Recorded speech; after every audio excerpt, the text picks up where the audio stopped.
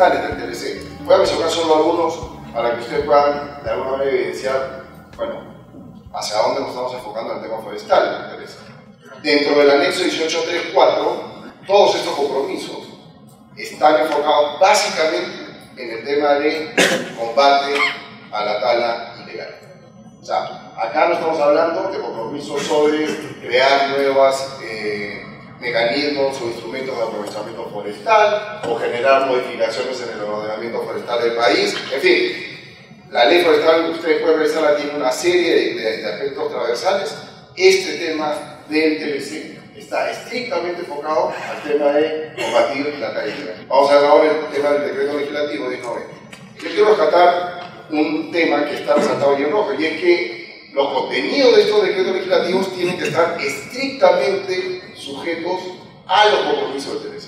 Entonces, si yo te delegué facultades para legislar sobre temas de institucionalidad, no puede ser cualquier institucionalidad, sino aquella que esté directamente vinculada a un compromiso del TLC. Ese solo hecho ya genera, de alguna manera, cuestionamientos graves a la mayor parte de los decretos legislativos que se otorgaron en el primer semestre del año pasado.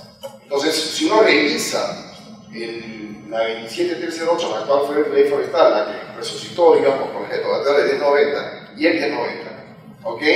Podemos señalar lo siguiente. Primero, no implica un cambio en la política de aprovechamiento forestal sostenible. ¿Por qué? Porque dice más o menos lo mismo que decía la 27308 sobre el tema de aprovechamiento. Pero sí contiene, y ahí está el caballo de Troya de la 1090, disposiciones para facilitar el cambio de uso de tierras forestales para ser otorgadas en propiedad. Las tierras forestales son consideradas un recurso natural. Los recursos naturales, según la Constitución, no pueden ser otorgados en propiedad. Tienen que ser otorgados a través de algún mecanismo como concesión, licencia, autorización. ¿Okay? Pero no pueden ser otorgados en propiedad porque son patrimonio de la nación. ¿Dónde está finalmente el gran cambio de la 1090 versus la 27308? En la facilitación en la reducción del concepto de tierras forestales para poder a su vez ser entregadas en propiedad. En realidad el 1090 es inconstitucional porque no se consultó con las poblaciones indígenas, que es parte de los compromisos que existe o las obligaciones que tiene el Estado peruano al haber suscrito el gobierno 169. En este contexto entonces, hasta diciembre, digamos, del año pasado, se genera esta primera gran protesta indígena que finalmente lo que logra es la derogatoria del 1015 al 1073. En enero entonces, como mencionaba este año, se aprueba la ley 29.317 que modifica la 1090 y que según varios funcionarios públicos, en un mea culpa, no tan mea culpa, terminan diciéndonos gracias a los aportes de las poblaciones indígenas y otros más y subsanando la falta de consulta que no realizamos para la 1090. ¿Okay? Lo que hicimos fue algunas modificaciones a 1090 y esto es, digamos, esta es la criatura. ¿Okay? Bueno, ¿qué establece principalmente esta modificación? Prohíbe el cambio de uso de tierras de patrimonio forestal. Entonces uno dice, perfecto, se solucionó el problema, ya no hay más contrabando, no hay caballo de Troya. Y ahí viene el truco a continuación y dice, salvo aquellos proyectos declarados de interés nacional. Ustedes han visto últimamente cuántas leyes han salido aprobando proyectos de interés nacional. Yo ya perdí la cuenta. Ahí está el truco, pues. Si yo declaro de interés nacional en determinado tema, yo sí puedo autorizar el cambio de uso de tierra de forestales para otorgarlos en propiedad.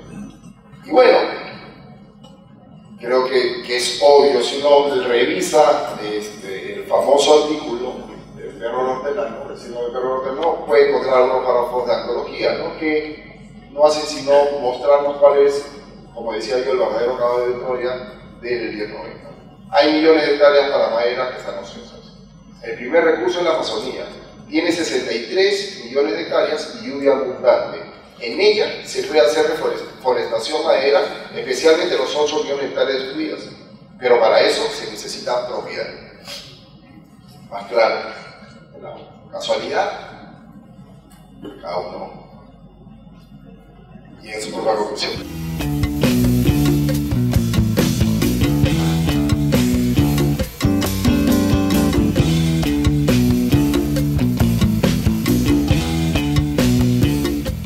¿Cuáles son los objetivos de esta ley 27308? primero es manejo sostenible e integrado de bosque. Luego, pensar más allá de la madera. Solo antes de la ley forestal de la madera hay una serie de otros servicios y valores y recursos que nos provee el bosque que no estaban siendo debidamente atendidos. El tema del ordenamiento forestal. Los contratos menores a 1000 hectáreas y mayores a 1000 hectáreas del anterior régimen eran otorgados en cualquier lugar de la Amazonía peruana. No existía ningún criterio técnico para definir en dónde sí y en dónde no. Y entonces, esta ley lo que hace es establecer un ordenamiento, crear bosques de protección permanente dentro de los cuales se van a otorgar derechos para el aprovechamiento. También plantea un aprovechamiento forestal basado en concesiones manejadas a largo plazo. Los contratos menores a 1000 hectáreas eran de 1 o 2 años máximo. Entonces, ¿qué es lo que sucedía? Venía el pequeño extractor, arrasaba con lo que encontraba en el área y se iba a pedir un nuevo contrato un poco más allá. Y entonces lo que teníamos era algo similar a lo que ha pasado con el tema de los predios agrícolas de la Amazonía y esta colonización y promoción de colonización de la Amazonía, que lo que teníamos es, hasta en tanto me sirva el área, digamos, la voy a utilizar, no obstante que la tumbe toda. Otro objetivo clave de esta 27308 es el de obtener un mayor y una mejor participación del sector privado en la gestión del bosque. Prioriza, hay comités para el tema de aprovechamiento, de comités forestales. Y otro tema que era clave era el respeto al derecho a las comunidades nativas. Ahí, sin embargo, sí hay algunas diferencias entre algunas entidades de conservación que han promovido el tema de la ley forestal y, por ejemplo, algunas organizaciones nacionales que ven derechos indígenas, sobre todo. Porque, claro, al inicio hubieron algunos errores de superposición de contratos forestales sobre tierras de comunidades también. En un escenario en donde además no solo había superposición con comunidades ya tituladas, sino con comunidades no tituladas. Entonces hubo algunos problemas y conflictos, pero sin embargo la norma establecía algunos mecanismos y los propios contratos forestales establecían mecanismos tales como que si hubiera alguna superposición se tenía que excluir el área de estas tierras indígenas del contrato forestal y se tenía que compensar al beneficiar del contrato forestal con otras áreas para su aprovechamiento. Entonces, cosa que la verdad, si uno revisa otro tipo de contratos, como los seguros de minería, evidentemente no existe. Entonces, digamos, hay instrumentos, hubieron algunos conflictos, pero igual había algunos mecanismos para la solución de estos temas. Si alguien va a decirle que esta ley fue perfecta y que todo el mundo la recibió bien, sería mentir. En realidad, hubo muchos problemas y claro, uno viendo lo que acaba de suceder en el país, decimos otra vez, nunca aprendemos de lo mismo, ¿no? En realidad esta norma no fue adecuadamente difundida y no fue obviamente adecuadamente discutida.